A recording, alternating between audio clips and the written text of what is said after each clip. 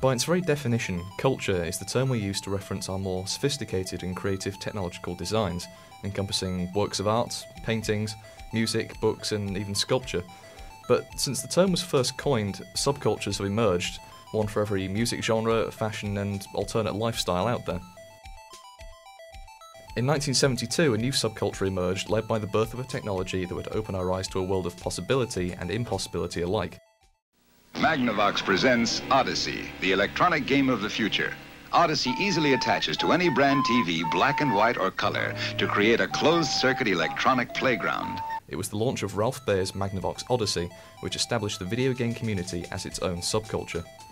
As an expressive medium, it smashed onto the artistic and technological scenes and spawned a multi-million-dollar business empire, creating one of the fastest-growing industries in history. The video game revolution has torn down the boundaries imposed by reality and inspired the new generation, creating controversy and scandal in equal measure. In this programme, we're going to take a look at just how big an impact the video game empires have on us as consumers, and how the industry has worked its way into every conceivable facet of culture, from the literary world to the artistic scene.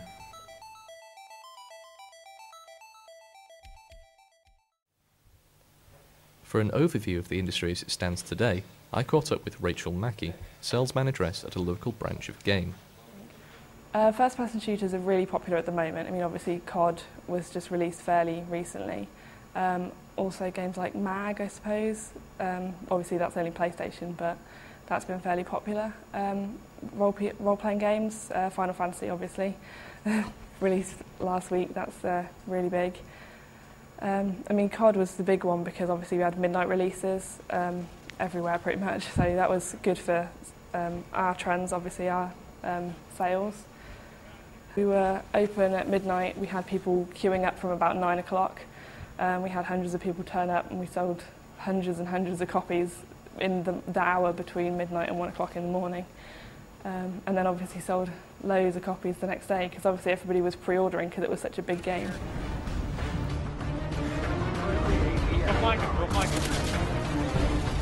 The Wii is very popular for some reason.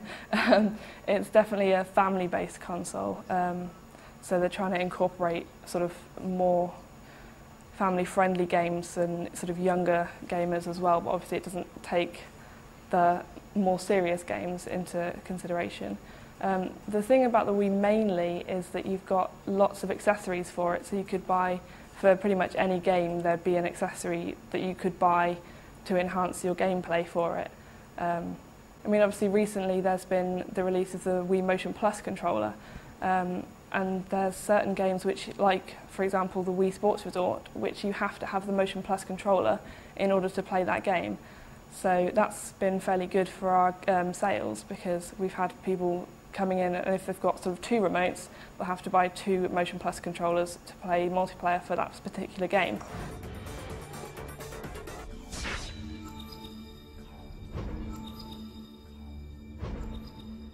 Music games have become very popular, particularly the Guitar Hero and Rock Band kind of games. The first Guitar Hero was released several years ago, but it's become more and more popular. I mean, obviously now you've got the drums and the microphone for the whole band pack. And you used to be able to play it with just the controller, but obviously they've now expanded that, so you have to have the guitar controller to play the game. There was also competition between Guitar Hero and Rock Band, but But at the start they didn't make this compatible, so if you wanted to play Guitar Hero you had to have a Guitar Hero controller. If you wanted to play Rock Band you'd have to have a Rock Band controller, and you couldn't mix and match those. So that obviously very expensive for your gamer, but it wasn't bad for us at all at gaming.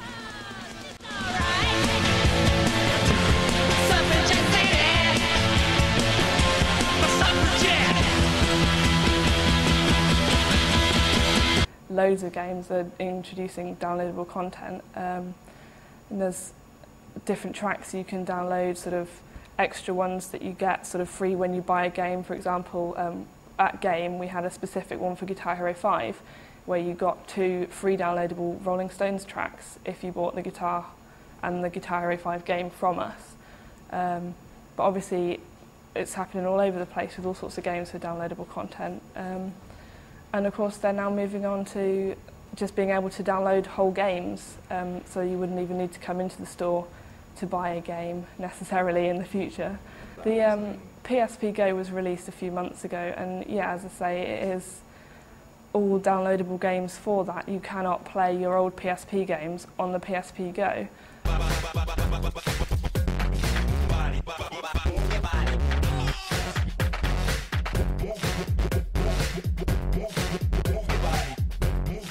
The all-new pocket-sized, download-only PSP Go. Obviously they brought out the original DS, and then there was the DS Lite and the DSi, which is, there's not much difference in the consoles. They just keep bringing out sort of upgrades, and you obviously have to buy the console over again if you want the latest one. I mean, then now with the DSi, you've got the 2 cameras on it and the internet connection, so again, more downloadable stuff, but you don't really need that on a DS console. They're just bringing it out to, so if you want the latest one, you have to buy the latest one.